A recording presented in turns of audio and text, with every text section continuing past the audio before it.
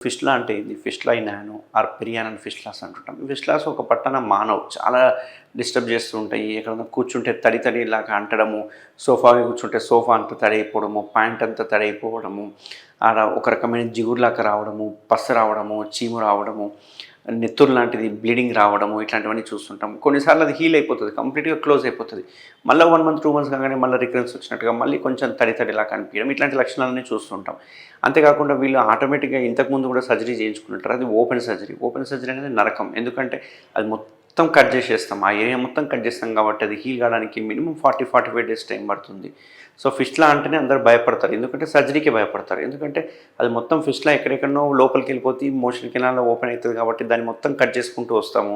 ఆ కట్ చేసుకున్నదంతా కండ పెరుక్కుంటూ హీల్ అవ్వడానికి మినిమమ్ 1 ½ 2 మంత్స్ టైం పడుతుంది. అట్లని కూడా మళ్ళీ ఇంకోటి ఏంటి అంటే ఓపెన్ సర్జరీ చేస్తే గ్యారంటీ ఉందంటే మళ్ళీ గ్యారంటీ లేదు. మళ్ళీ ఫిష్లాలు వచ్చే అవకాశాలుంటాయి. సో ఫిష్లా అంటేనే రికరెన్స్ రేట్ ఎక్కువ ఉంటుంది. అందుకే యూజువల్‌గా ఏ సర్జరీ చేసినా 70-75% ఛాన్సెస్ అంటే సక్సెస్ రేట్ మాత్రమే ఫిష్లాకి ఇవ్వగలుగుతాం. ఎందుకు అంటే సర్జరీ చేసిన వెంటనే మోషన్ వెళ్తారు పేషెంట్. కాబట్టి మోషన్ వెళ్ళగానే మోషన్‌లో ఉన్న బ్యాక్టీరియా అంటుకోవడం గానీ, మోషన్ అంటుకోవడం గానీ, ఆడ అన్‌హైజీనిక్ అపియరెన్స్ రావడము ఇట్లాంటివన్నీ చూస్తూ ఉంటాం.